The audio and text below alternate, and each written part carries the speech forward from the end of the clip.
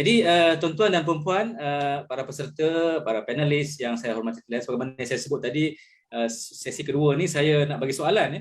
Tapi nampaknya ada banyak soalan dah bertalu-talu daripada peserta. Jadi saya lihat soalan-soalan yang diajukan ini dah sampai ke tangan saya.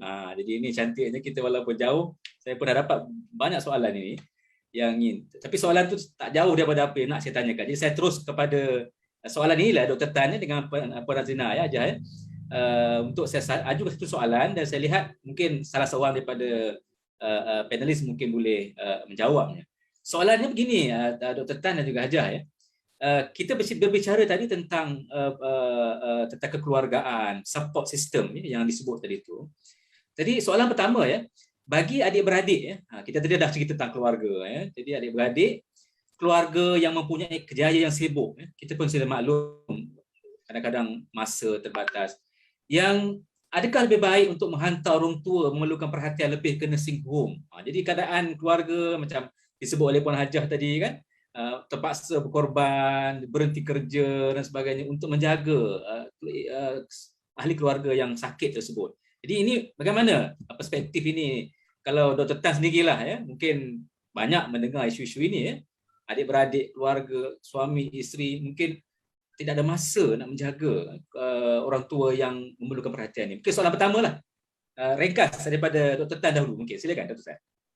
Dalam situasi ini, kita biasanya kena melihatlah apakah keperluan penjagaan bagi orang tua itu.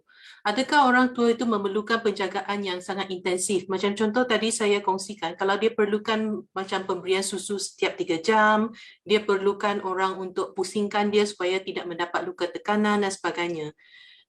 Kalau katakan ahli keluarga tidak mampu memberikan penjagaan yang akan memastikan keselamatan dan kesihatan orang tua itu terpelihara, ada kalanya mungkin lebih bagus kalau kita dapat mendapatkan bantuan daripada institusi luar seperti nursing home atau mendapatkan penjaga yang dibayar, yang dilatih untuk menjaganya. Sebabnya kalau kita berkeras juga nak menyimpan orang, bukan kata orang tua lah, pesakit tu, orang yang tersayang kita tu dekat rumah, tetapi kita tidak mampu memberikan jagaan asas yang akan dapat memastikan supaya dia boleh sihat, dia akan terus sembuh. Okay, so ada kalanya lebih baik untuk hantar kepada nursing home. Tetapi kita juga kena pertimbangkan dari segi apakah kefahaman pesakit tu. Kalau pesakit tu dia berasa susah hati dan tidak ingin ditinggalkan kat nursing home, sebab kalau dia ditinggalkan kat nursing home mungkin dia rasa keseorangan, dia takut keluarga dia akan lupakan dia. So dari sini kita perlu berbincang dulu dengan pesakit tersebut dan memberitahunya tujuan kenapa, dan kita juga kena memberikan kepada dia keyakinan lah bahawa yang kita tidak akan melupakannya, kita akan kerap datang melawat, kita akan memastikan bahawa kebajikan dia terpelihara. Saya terpaksa memberi nasihat ini kepada salah seorang kawan rapat saya sebab ibunya mendapat penyakit demensia. Kawan saya ni dia bertugas di area Lembah Kelang. Adik dia pun kat Lembah Kelang. Mak dia duduk seorang kat Seremban. Dan dah beberapa kali mak dia actually sebenarnya masa memasak tu terlupa tutup gas lah, dan pernah keluar dari rumah lupa jalan nak balik rumah. So dalam situasi ni bila keselamatan pesakit tu menjadi satu kerisauan, adalah lebih baik untuk membawa pesakit tu sama ada duduk dengan keluarga kat Lembah Kelang ni atau dijaga dengan kat nursing home lah. Cumanya ahli keluarga kena kerap pergi melawat. Dan nursing home yang kita pilih pun ada banyak kategori ya, sebab kita tengok ada juga yang rumah orang tua yang mungkin 26 orang warga tua dijaga oleh seorang atau dua sahaja pembantu rumah yang tidak dilatih. Okay, so kalau katakan warga tua tu warga emas tu dia mempunyai keperluan perubatan yang tinggi, contohnya dia memang terlantar, dia perlu menerima pemberian susu yang ni, mungkin rumah orang tua yang basic macam ni tidak sesuai, tapi kita kena dapatkan nursing home yang memberikan penjagaan perubatan yang betul-betul medical grade punya nursing home lah, yang betul-betul ada nurse yang mempunyai cukup caregiver atau penjaga yang terlatih untuk memberikan jagaan yang diperlukan oleh warga emas tu. Itu pandangan saya daripada pengalaman saya masa kat unit jaga rawatan di rumah lah. Ini satu soalan yang sangat menarik ya. Maknanya bagaimana kita nak mengurus selia di kalangan keluarga. Macam Hajah tadi menyebutkan bila adik-beradik mampu untuk menguruskan sakit ataupun ni, dia dapat memberikan satu kekuatan ya kepada keluarga tersebut. Soalan kedua ya, saya nak tanya juga, mungkin ini berkaitan sikit kepada Puan Hajah ya. Soalan kedua ialah apakah cara ya untuk keluarga ini menunjukkan sokongan terbaik selepas menghantar ke nursing home tadi ya. Ataupun kalau ke nursing home mungkin tempat-tempat tertentu yang mana supaya tak berlaku satu elemen neglect, pengabaian tersebut. Jadi barangkali komen ataupun jawapan daripada Hajah. Silakan Hajah. Terima kasih pada mereka yang bertanya. Saya melihat sebenarnya kewujudan nursing home ni sebagai satu yang positif ya, sebab negara kita sedang menuju ke arah aging society ya, iaitu masyarakat yang menua, maknanya di LPPKN sendiri pun ya, saya yakin kan, maknanya dalam tahun 2030 ya, kita dapati ya, bilangan rakyat kita yang semakin tua tapi masih hidup lagi ya, dan mungkin masih sihat akan meningkat ya, bertambah ya, berbanding dengan mungkin 30 tahun yang lepas ya. Jadi di sini memang ada vacuum ya, ataupun ada gap ya untuk penyediaan perkhidmatan ya, kepada warga emas ya, sama ada warga emas yang masih sihat ataupun warga emas yang memang memerlukan jagaan yang sangat rapi. Cuma di sini adalah bagaimana nak balance lah ya di antara bagi pihak operator nursing home ya, bagaimana nak balance antara penjagaan dan juga dengan keuntungan ya, dan bagi keluarga sendiri ya, bagaimana nak balance antara meninggalkan ya ibu yang tercinta ini tadi di tempat penjagaan dan pada masa yang sama masih menunjukkan kasih sayang kepada warga emas tersebut kan ya. Jadi di sini perlukan banyak perbincangan sebenarnya ya. Maknanya kena yakinkan ya kepada warga emas bahawa menghantar ibu ke pusat jagaan bukan bermakna tak sayang ya.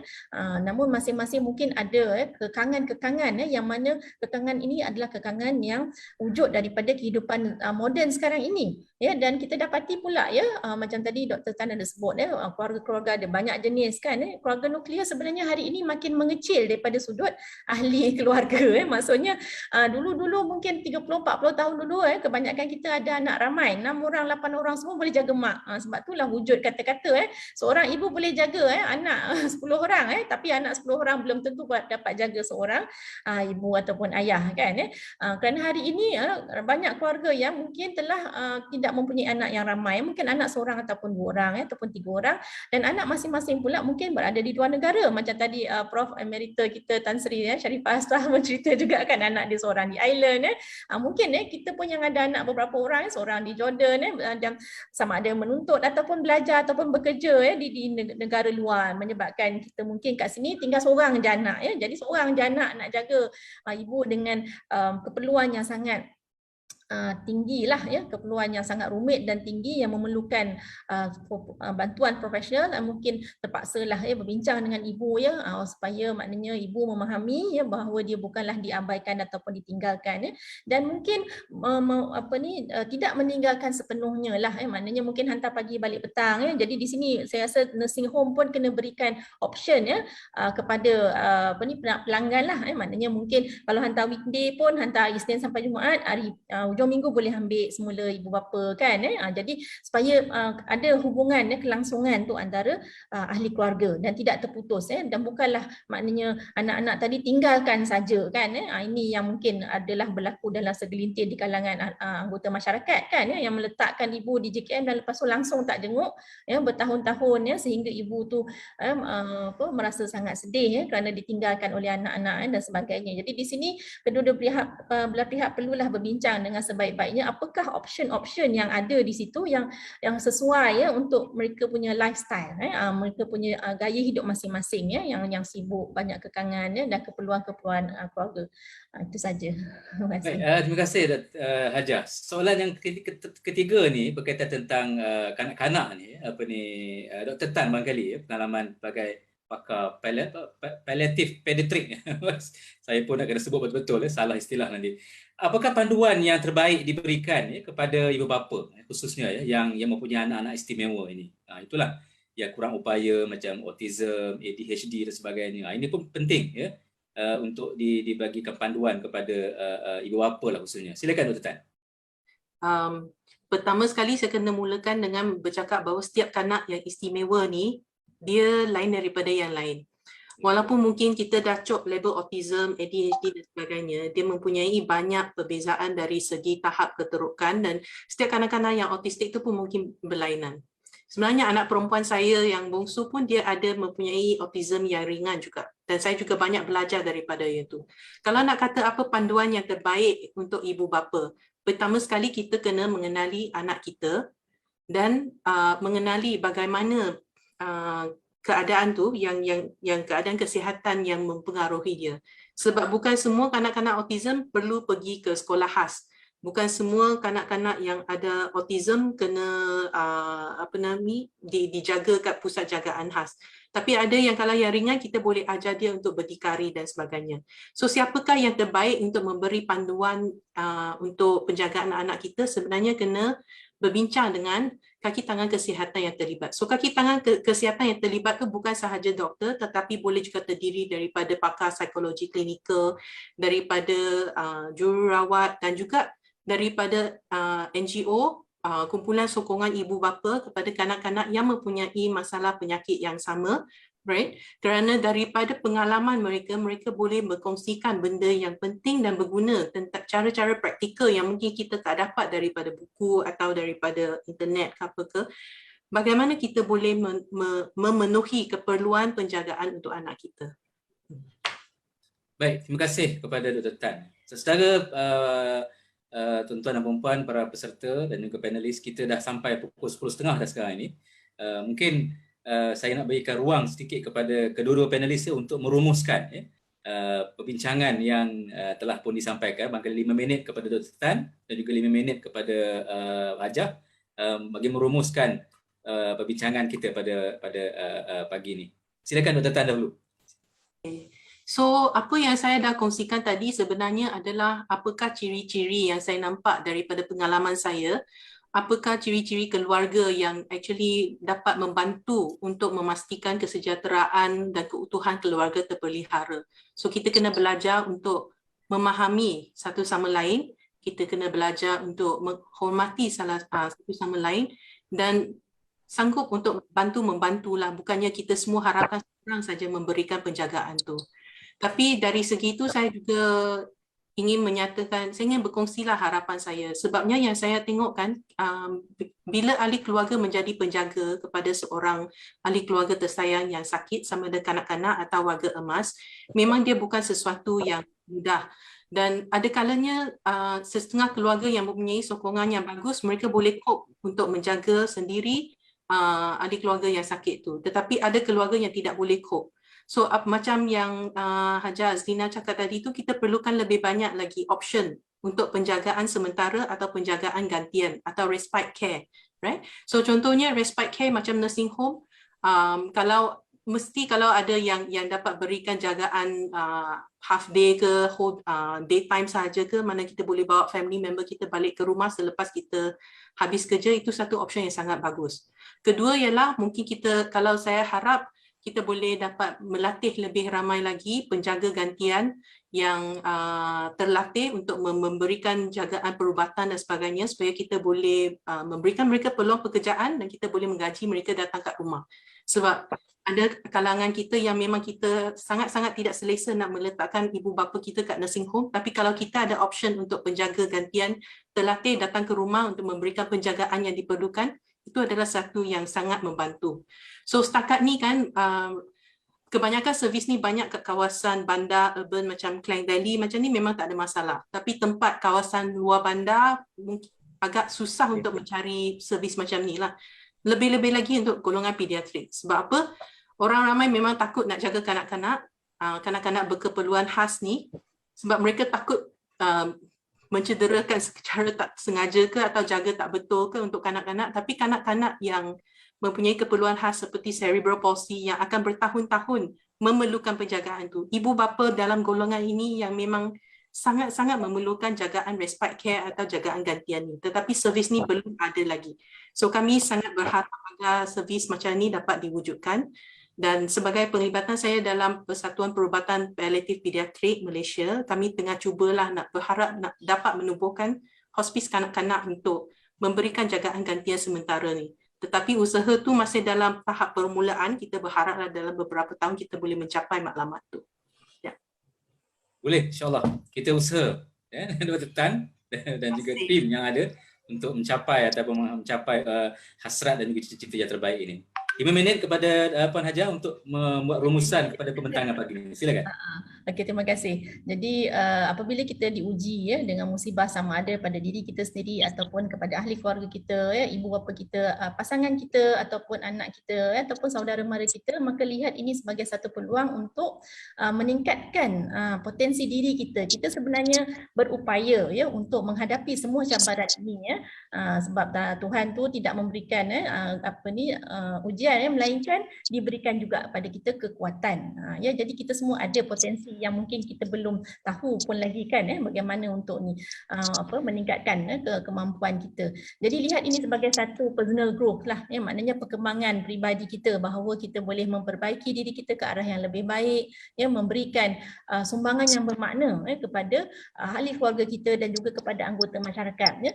Saya dapati macam lepas ini pun ada sharing session daripada mereka sendiri yang pernah terlibat dan kemudian mereka sendiri menubuhkan pula NGO ataupun terlibat pula dengan NGO. Jadi ini satu perkara yang sangat baik sebenarnya daripada sudut personal growth. Maknanya kita sudah boleh menggarap masalah itu dengan membina kekuatan diri kita sendiri dan kemudian kita berkongsi pula teknik-teknik yang kita dapati kepada pihak masyarakat yang lebih luas lagi. Jadi maknanya kita tak adalah simpan maklumat tu pada diri kita je kan, tapi kita memberikan sumbangan juga kepada anggota masyarakat yang lebih luas dengan terlibat dengan NGO ataupun persatuan-persatuan yang memberikan yang fokus kepada perkhidmatan yang sama. Jadi maknanya di sini bina resilience kita bila berlaku perkara yang sebegini, bina resilience kita, ajak orang lain bersama, bincangkan dalam keluarga apa lagi yang boleh kita buat, panggil adik-beradik kita, anak-anak kita, mungkin komuniti kita untuk bincangkan jika apa lagi yang kita boleh lakukan, dan kita optimis bahawa ini semua akan dapat maknanya menjadikan kita semua lebih rapat, lebih kuat, dapat membina masyarakat yang lebih harmoni dan sejahtera, insya-Allah. Baik, terima kasih kepada Puan Hajah. Terima kasih juga kepada Prof. Madya, Dr. Tan, para peserta penonton, para tetamu yang hadir pada pagi ini. Sebagaimana yang kita telah saksikan dan kita perdengar daripada apa yang telah dibentangkan oleh kedua-dua panelis kita pada pagi ini, sangat-sangat menarik. Bagaimana yang pertamanya kita harus memahami bahawa keluarga itu sebagai satu nukleus penting dalam kita nak membina masyarakat. Kalau sisi keluarga itu tidak kita perkuatkan dari segi kefahaman ilmu tadi, bagaimana nak mengatasi masalah sekiranya berlaku kesakitan ataupun masalah-masalah apa sahaja dalam keluarga. Sebab itu keseluruhan daripada individu-individu, sama ada suami, isteri, anak-anak, bahkan keluarga besar sebagai disebut oleh Dr. Tan tadi, keluarga ipar dan sebagainya, itu juga mesti ada ilmu untuk mengatasi perkara ini. Kerana itulah di peringkat saya secara peribadi, kita menubuhkan pertubuhan ini bukan semata-mata untuk nak menonjolkan kelelakian dan sebagainya, tetapi juga sebagai satu usaha untuk membantu kepimpinan. Maknanya kepimpinan lelaki dalam keluarga ini, sekiranya berlaku kes-kes sedemikian, kadang-kadang macam Dr. Tan kata nak buat keputusan dari itu, sama ada nak ambil choice A, B atau C, dia perlu ada seseorang yang boleh memberikan idea dan memutuskan sesuatu perkara. Jadi bagi kami dari peringkat pertubuhan, kita rasakan perlu seorang bapa ini juga membantu dari segi menghasilkan sesuatu keputusan hasil daripada perkongsian dengan isteri, anak-anak, ibu bapa dan sebagainya. Jadi saya nak mengucapkan banyak terima kasih kepada kedua panelis kita, Prof. Madya Dr. Tan Chai Eng dan juga Puan Hajah Azlina Rozi, di atas perkongsian yang sangat bermakna, bukan hanya kepada tuan-tuan marah, kepada saya juga, sebagai katakan tadi bahawa saya juga dulu pernah mengalami kes-kes sedemikian, keluarga, diri dan sebagainya. Jadi inilah mungkin juga bermanfaat kepada tuan-tuan yang mengikuti program kita pada pagi ini. Saya mohon maaf sekiranya ada kekurangan di atas pengendalian program pada pagi ini. Sekiranya baik itu, saya harap kita dapat manfaat daripada segala ilmu yang telah disampaikan oleh kedua panelis kita pada pagi ini. Jadi terima kasih. Saya kembalikan sesi ini kepada MC kita, Puan Emilia.